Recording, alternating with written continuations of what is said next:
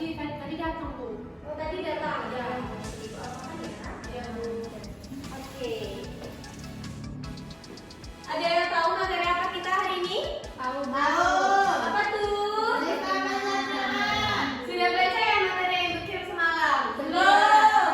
Ada yang sudah, ada yang belum. Sudah paham? Belum. Oke, kalau belum paham, Ibu akan jelaskan mengenai sistem pencernaan yang ada pada manusia ya. Baik Bu. Nah, di situ Ibu menampilkan gambar. Bisa diperhatikan terlebih dahulu. Satu, apa yang kalian dapatkan dari gambar tersebut? Laparan. Kelaparan. Kalau ekspresinya? Kayak nahan sakit gak sih Bu? Sakit, terus sedih. Oke. Nah, itu merupakan salah satu dampak ketika kita tidak makan. Nah, makanan ini ada hubungannya nih dengan materi kita hari ini, yaitu tentang sistem pencernaan makanan. Ada yang tahu nggak apa itu sistem pencernaan makanan? Ada yang tahu? Boleh katakan? Apa itu sistem pencernaan manusia? Oke lah, yang sudah baca semalam. Lupa Bu. Lupa, siapa nih yang bisa? Bohong dah. Baca kalau ini. Oke, belum tahu ya? Nah, apa sih itu sistem pencernaan? Sistem pencernaan itu merupakan sebuah sistem yang ada pada dalam tubuh manusia, di mana sistem ini terdiri dari beberapa organ. Nah, organ ini berfungsi dan melakukan fungsinya itu saling bantu-membantu. Jadi terjadilah suatu sistem dari pencernaan makanan tadi. Nah, sistem pencernaan makanan manusia ini terdiri dari beberapa organ.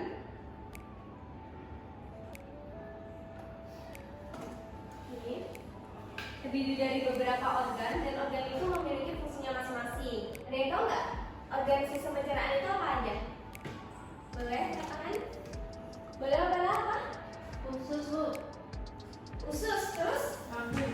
lambung, Mulut. mulut, kerongkongan, Lidah. lidah. Oke, nggak apa-apa lidah. Terus Gigi. gigi. Ayo. Udah Bu. Sudah.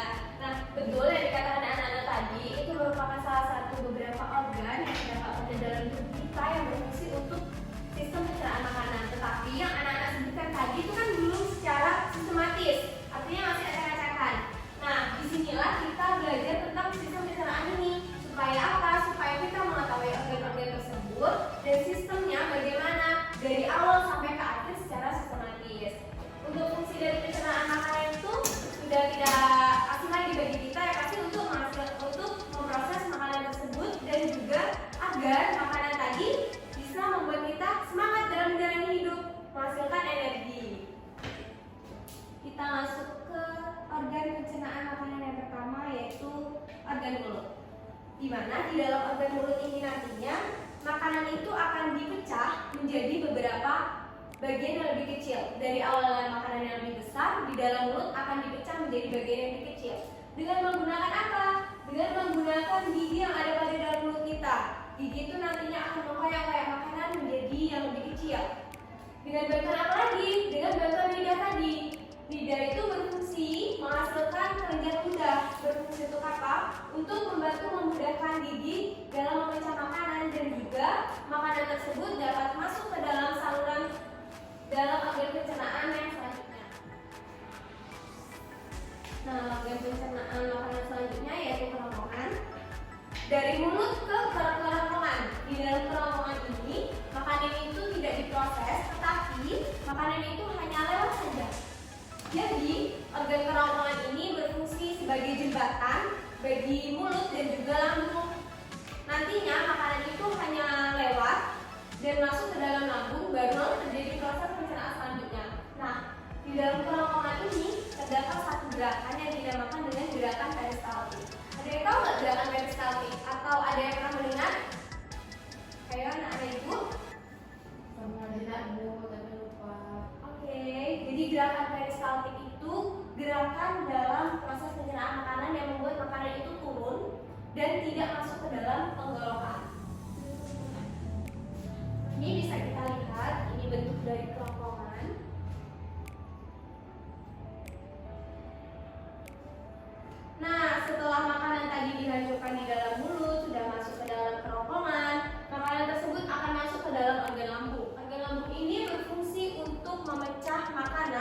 menjadi dari besar ke kecil. Nah, dari yang kecil tadi akan diolah lagi di dalam lambung menjadi senyawa-senyawanya. Jadi makanannya itu menjadi bubur. Di dalam lambung ini akan menjadi proses pencernaan yang lumayan rumit yang dibantu oleh beberapa enzim. Salah satu contohnya itu adalah enzim protease. Enzim protease ini merupakan enzim yang berfungsi untuk mengubah protein yang ada pada dalam makanan menjadi yang lebih kecil, yaitu menjadi pepton. Nah, di dalam lambung ini akan terjadi proses pencernaan secara kimiawi dengan bantuan enzim tadi. Masih ada banyak enzim, anak-anak bisa mencari. Sekarang itu zaman sudah canggih, jadi kalian bisa mencari di Google. Tidak ada alasan untuk tidak tahu apa itu enzim dan apa saja enzim yang ada pada lambung. Setelah makanan tadi kan sudah dikoyak, sudah menjadi bubur, sudah menjadi senyawa, tapi belum bisa nih dengan tubuh. Nah, makanan tadi akan masuk ke dalam usus halus. Di dalam usus halus ini, senyawa-senyawa yang dihasilkan oleh lambung tadi akan diserap oleh tubuh melalui usus halus. Di mana usus halus ini juga terjadi proses pencernaan yang dibantu oleh enzim. Salah satunya yaitu enzim sukrase. Enzim sukrase itu merupakan enzim yang berfungsi untuk menyerap gula. Misalnya kita makan nasi di dalam nasi itu ada glukosa. Nah, glukosa itu nantinya akan berubah menjadi gula yang diserap oleh usus halus. Kalian pernah makan nasi, kalau makan kelamaan jadi manis kan? Ya, Bu. Nah, itu salah satu kandungan yang ada pada dalam nasi yaitu mengandung glukosa. Jadi kalau makan nasi jangan terlalu lama karena itu akan menghasilkan gula yang banyak dan akan mengakibatkan berbagai macam penyakit nanti. Setelah dari usus halus sudah diserap, apa sih organ selanjutnya yaitu organ usus besar. Besar ini masih fokus teman-teman? Oke. Di dalam organ usus besar ini makanan senyawa, makanan tadi mengandung senyawa. Senyawa sudah diserap, tetapi ada beberapa senyawa yang belum diserap oleh usus halus, yaitu contohnya air dan mineral. Di dalam usus besar inilah air dan mineral akan diserap lagi. Nah, di dalam usus besar ini bisa kita analogikan ketika kita makan jeruk. Pernah makan jeruk? Nah, itu kan kita makan nih bersama kulit ari yang luar yang warna putih. Nah, itu kita analogikan menjadi sampah. Di mana di dalam usus besar ini juga akan terjadi proses pembusukan. Jadi waktu kita makan jeruk, air yang sari jeruk itu akan kita telan, tetapi sampahnya tidak kan? Nah, sampah ini tadi akan diproses dalam usus besar menjadi sebuah feses, di mana feses ini merupakan produk akhir dari pencernaan makanan yang akan dibuang oleh anus. Nah, anus ini merupakan proses akhir dari pencernaan makanan yang membantu dalam mengeluarkan feses. Di dalam feses itu terdapat zat-zat beracun yang dapat membunuh zat-zat beracun yang dapat mengakibatkan penyakit di dalam tubuh kita. Pernah dengar nggak orang yang nggak BAB itu bisa terjadi usus buntu? Nah, itu salah satunya. Jadi orang yang nggak BAB itu kan di dalam BAB di dalam fesesnya itu ada beberapa zat beracun. Salah satunya dapat mengakibatkan usus buntu. Sampai sini ada yang ditanyakan anak-anak? Ada? Tidak, Bu. Jadi kita akan menonton video sesi pencernaan musuh. Nah, ini anak-anak, masih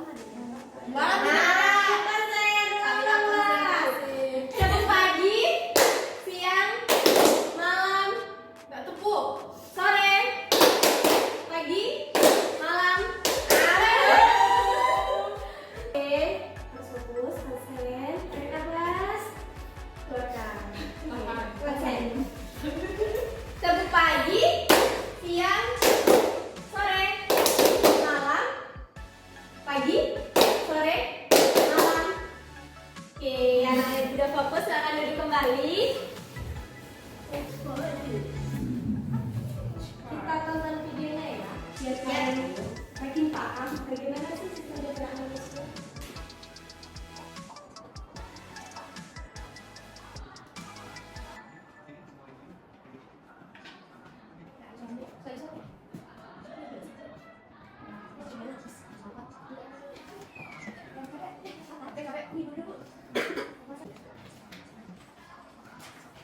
Iya, nanti ada ngasih jalan satunya lagi ya.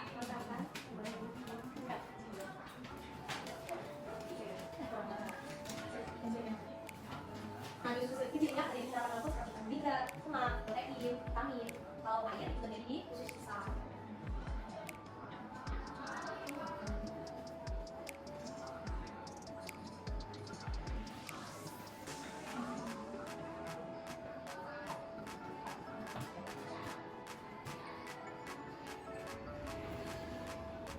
Oke, sudah kalian tonton ya. Nah, untuk video selanjutnya ini mengenai kasus yang mana kasus ini akan berkaitan dengan sistem pencernaan materi yang kita pelajari hari ini. Harapannya setelah kalian menonton video kasus ini, kalian bisa untuk mengkaitkan apa itu pentingnya organ-organ pencernaan yang ada di tubuh manusia sehingga kita bisa menghargai dan juga menjaganya.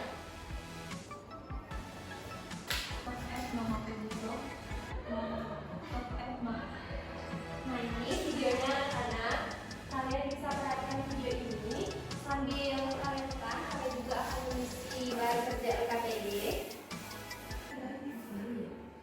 Ini lembar kerjanya dikerjakan satu kelompok 2 orang. Ibu pilih sendiri atau kalian? Pilih sendiri, Bu. Pilih sendiri. Oke. Untuk tadi, sudah cepat. Ya, berarti tinggal 2.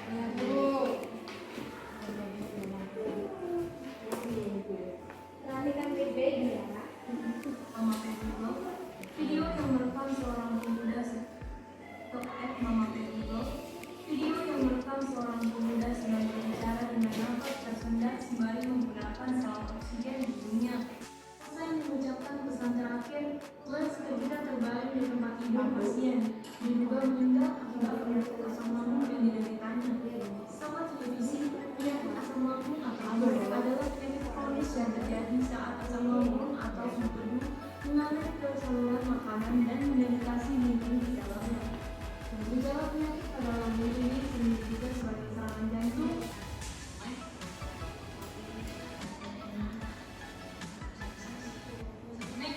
Pembahasan Profesor Dr.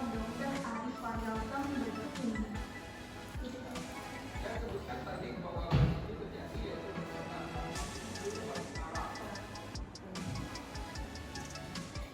Sudah ada mana?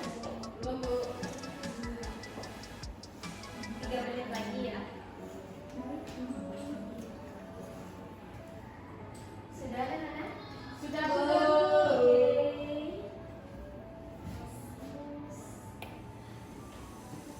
Jika sudah, kita akan mempresentasikan hasil dari diskusi kelompok kalian. Siapa dulu yang mau maju? Kami, Bu. Turunkan. Kita ulang. Siapa dulu mau maju? Ansu. Silakan Bapak Anus dan Fitri. Kelompok 2 yang baru aku dapatkan saya sendiri itu Fitri Wulandari dan rekan saya Anistia.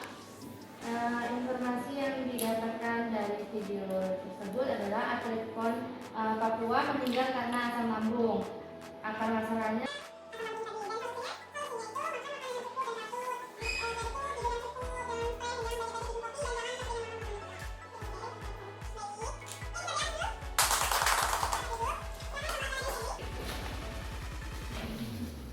baiklah, kami di sini saya sendiri Opela dan ini rekan saya Freddy. Informasi yang didapat dari video ini yaitu atlet taekwondo yang terkena asam lambung.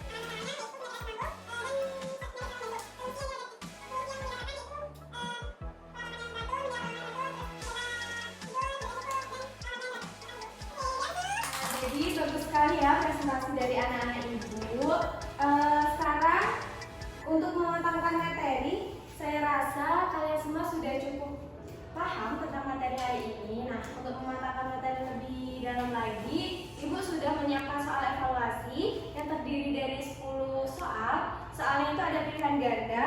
Nah, soalnya ini masing-masing ya mandiri, jadi nanti kalian kerjakan, kalian pilih jawaban yang rasa kalian benar dan nanti dikumpulkan ke ibu. Baik, Bu.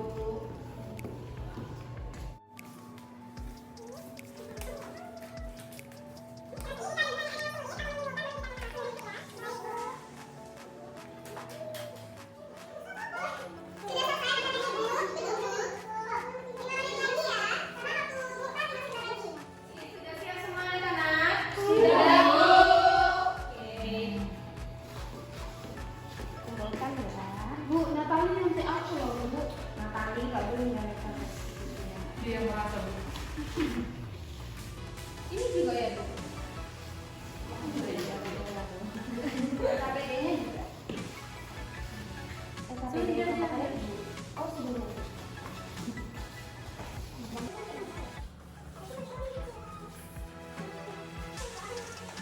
Anak-anak ibu masih konsentrasi? Masih, Bu. Oke. Tadi kalian sudah mengerjakan soal gimana soalnya? Mudah, susah? Sedang, Bu. Lumayan, Pak. Ibu harap nilai-nilai kalian lebih bagus pada materi ini sehingga tadi yang sudah Ibu jelaskan bisa bermanfaat bagi kalian semua. Nah, tadi sudah Ibu jelaskan materinya, kita sudah melihat kasus, menyimpulkan kasus, menganalisis kasus, dan juga sudah melakukan evaluasi pembelajaran. Ada yang bisa menyimpulkan materi kita pada ini? Tunjuk tangannya.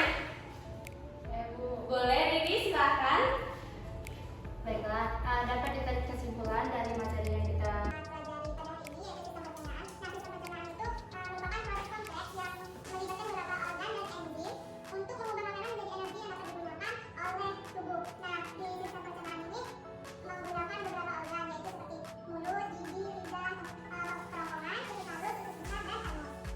Bagus ya Riri, beri tepuk tangan lebih dahulu.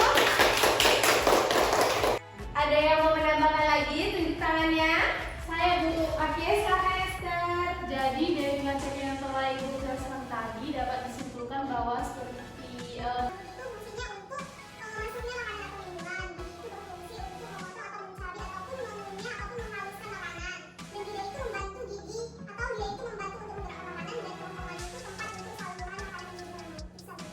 Oke, beri tepuk tangannya.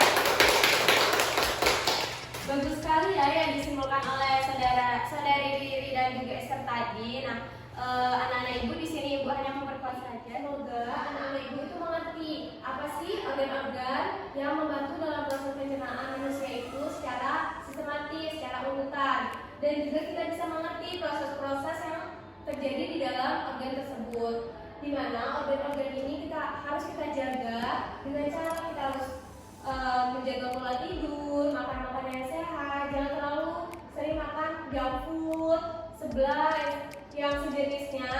Kemudian kita juga harus banyak makan makanan yang mengandung karbohidrat, protein, vitamin. Kemudian kita juga harus banyak berolahraga,